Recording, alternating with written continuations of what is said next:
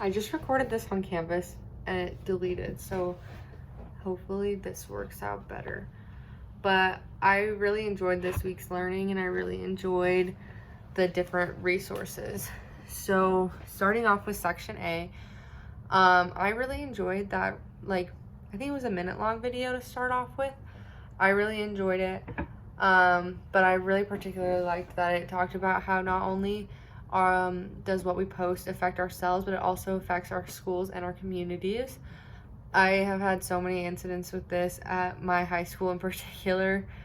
I grew up in a very different environment from Utah, and so people would post about our school all the time, negative things and negative connotations with our school and my hometown, and overall people were just posting to be funny, but it really affected how people saw us and how people saw our town and the way that they treated us. And so I think it's really important that kids learn early on, like, it doesn't just affect you, it affects everybody around you, and it affects the way that people see you. And I think that's an important lesson for kids. But I really loved looking at the Common Sense website. I love learning how to use new apps because I'm not the most tech savvy person. And so I wanted to share 3 that I found on that list that they gave. Khan Academy is one that I've seen multiple times. I used it in high school. I used it when I first came to college. It's a little harder now that I am in more classes that focus on my personal opinion and my personal involvement. But when I was in like chemistry and biology and stuff like that, Khan Academy was so helpful because it just teaches you how to do things in a variety of different ways. And so if something didn't work for me in class, I knew I could go home and watch a video on it on there, and odds are I was going to find something that worked a million times better for me than what I was learning in class. And it really was a lifesaver many times. One that I had never heard of was Math Shelf. It focuses more on kindergarten and first grade. I liked the app as a whole, but I do wish that there was a way to collaborate with others on there. It was mostly personalized learning. I love personalized learning, but I also love collaborative learning, and I'm very torn, and I'm glad that we can use both and benefit from both. I just personally wish that the app had both as an option instead of just one, but it does do well at finding a student's needs and building off of that and creating for the student. I think this would be helpful in a sense if you have one student who's falling a little bit behind from another student or from the rest of the class, and they just need a minute to catch up and focus on the basics on their own. The third app I wanted to bring up was Freckle. I've heard of Freckle. I've never personally used it. I don't know if you guys have. It talks about, it's mostly just math and ELA. I didn't get a ton of time to explore it or as much as I would like. I would love to use it in a classroom setting. I feel like that's the best way to explore it, but obviously when I'm at home with just me, I can't do that. But it talks about math and ELA, and those are the 2 subjects that it focuses on, and it gives you real world scenarios to work with so our students can see how they can be affected by these problems in real life. But one thing that stood out to me that I really liked was that teachers can track the students' progress. It reminded me this summer of my math class, and we used an app called GeoGebra. I don't know if you guys used it when you took Math 2020, but I did in my class, and it allowed me to use my iPad like a whiteboard, and kids could use their computers and stuff. And we could use it like a whiteboard, and our teacher had our screens all pulled up on hers, but we couldn't see because she wasn't showing us. And she could see what we were doing and how we were working through a problem and stop us right then and there if we were doing something wrong and reteach it to us. I really liked it because we could track our progress with her, and she would give us little class grades for the day, and I really enjoyed that.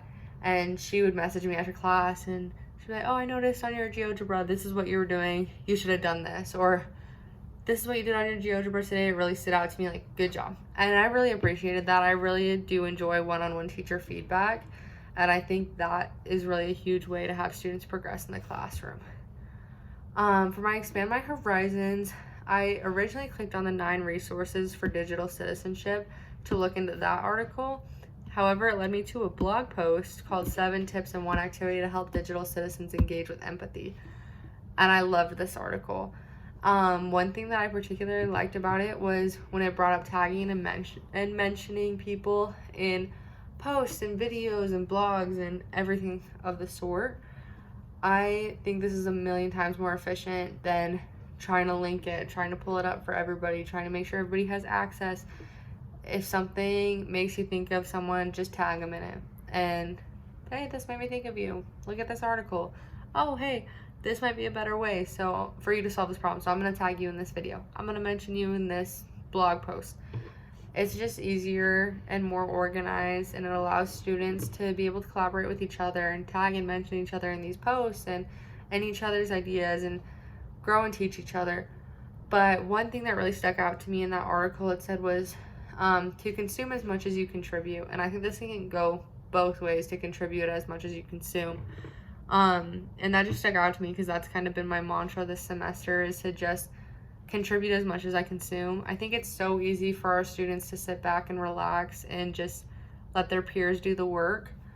But I think it's so much more beneficial if we are contributing as much as we're consuming, if not more. And I think that I really benefited this semester from just trying to go 2 feet into all my classes. So I really, really liked that. For section B, I will be honest, my link was not working on my computer when I clicked on the link from the section B page. So I had to kind of guess on where to find this stuff. And the article I found was empowering student relationships with media. So I'm really hoping that was under the right section. But I love this article. And if it wasn't, I think you guys should still go read it. It gave 5 different questions and sections to ask your students when they're creating something. It started from the bottom with consuming, and it's just, what are you doing basically? You have headphones in. What are you doing? You're listening to music. You're consuming the music. It's just engagement in the simplest form. And then it moves up to curate, and it's, why are you watching this? How is it serving your needs? For me, I listen to music when I'm stressed out. It's de-stressing me. That's the need that it's serving at that time. What are you making? Think about how the things and how they're interacting with each other when they're using a project, they're creating something. Critiquing, why are you doing it? I thought this section was very interesting. It talked about how this was going to be the hardest question for students to answer in the classroom and for students to understand. And when you ask them why they're doing something, that's really what's going to challenge them, which makes sense because it's really easy to do something without a why. But I don't know if you guys have ever seen the TED Talk on living. I think it's called Living with a Why or something like that. But it just talks about the purpose of living and knowing why you're doing something and breaking down something to why you're doing it. And by starting this at a young age, it can really benefit the students in just knowing their purpose and like being able to figure things out, catch on with things, and knowing why things are important in their life and why they're there. And then lastly, it talks about publishing and who is it for.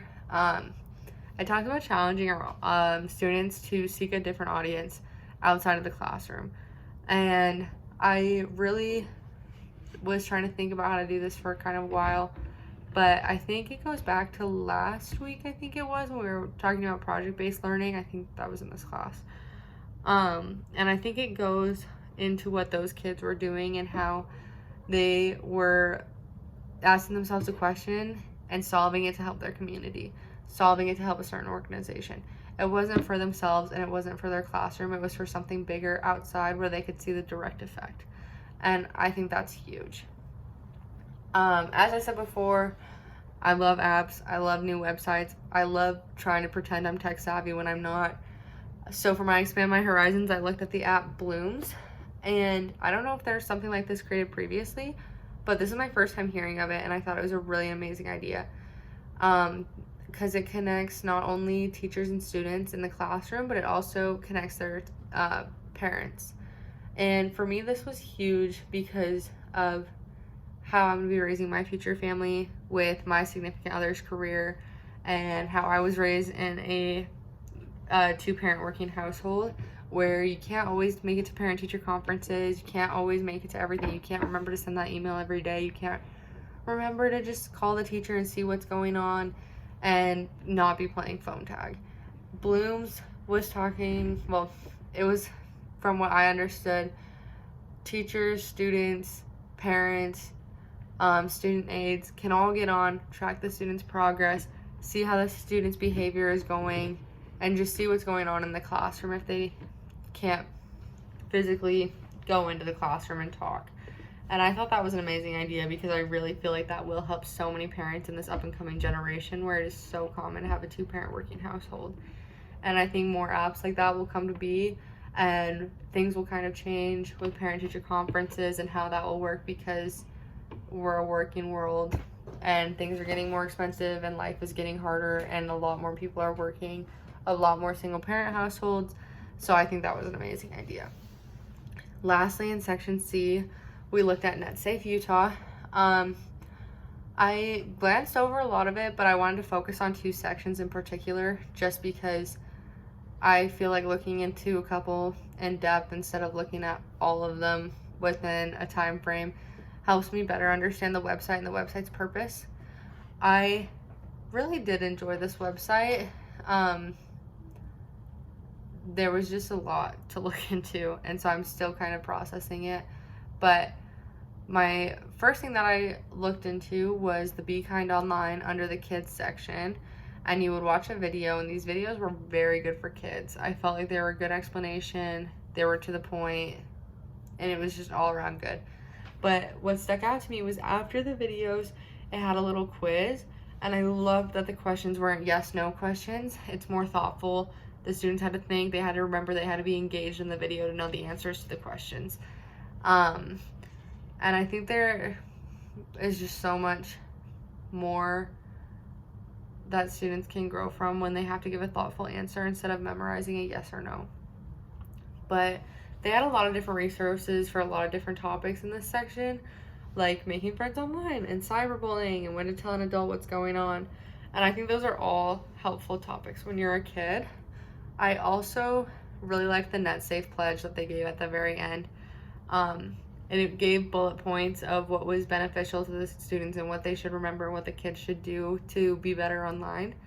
And I think this is a good resource that the kids can just keep, just hang it up in your classroom, and when they're using their computers in class or phones in class, like, they can look at that list and remember, like, oh yeah, like, this is what I want to do when I'm being online, this is how I want to be safe online, and just work towards their goals and having something in front of them that still reminds them of those. The next section I looked at was the educator section. Obviously, that's something that we will all benefit from because majority of us are probably in an education program of some sort. I looked at the websites for kids and teens. I think it's just the same as the apps. It really catches my eye. I really want to have technology in my classroom, even though I struggle with it. So I like to look at these websites and think about how I would integrate them in my classroom. I looked at PBS because a lot of you guys have talked about that in passing or in assignments. I have never used it. I had never really been on it before, and so I was quite interested. It was very colorful, and I definitely could see the appeal for younger kids. But on the contrary, I also looked at the Utah Education Network for teens, and it gave a lot. I feel like all the resources are beneficial, so I don't want to say that one is better than another. But I really enjoyed the resources on the teen section more than the kids in this particular scenario because I feel like it kind of cut the crap, and it was just like, here's these resources, here's the benefit of them, here's an article on why smoking is bad for you, but I'm actually going to give you like the scientific reasons why, not just a health class of, oh, it's bad for you because the immediate jump from healthy to not healthy is lung cancer. It listed out, like, here's the dangers, here's what's happening when you smoke it. It gave a BMI calculator, it gave ways to get more in shape. I was looking at the health section, I should specify. There was a lot of sections. I looked at the health section just because I did want to be a health teacher for a little while before I decided to be an elementary teacher. And I'm still interested in eventually going back and doing that kind of thing. But it was what caught my eye at first. But I really did like that the resources for older kids were more challenging and a little less colorful, like just giving it to you how it is. And I think that's important for our students to have access to, as well as the colorful resources. Lastly, for my Expand My Horizons in my section C, I did the 10 useful tech tips you'll use over and over. As I've stated before, I'm not a tech savvy person. So when I was looking, I was like, those tech tips, I probably don't even know them to begin with. So I wanted to look into those. And one that stuck out to me, which was very odd, I just didn't even know you could do this. I thought once you close a tab, it was gone forever. But to reopen a tab, you hit Control-Shift-T on your PC. I don't have a Mac, so I didn't write down how to do it on a Mac because that doesn't relate to me. But I thought that was very interesting, and then I tested it, and it works. So that was very cool, and I will be using that in the future. And another one that you would think is so obvious that I did not think about was downloading your movies to avoid buffering. That is a great idea. And I have not done that before, and so I always find myself going to show a video and it's like buffering in class or it's buffering for my friends. And it's just embarrassing, and so I wrote that down because I think that is something that I could benefit from in general. So overall, I really enjoyed this week, and I really enjoyed the resources this week, and I really enjoyed looking into them and taking my notes about them, and I felt that it was really beneficial for me in general. I felt like there was a lot of good links, a lot of good websites and apps this week, and I felt very knowledgeable after taking my notes and coming out of this week.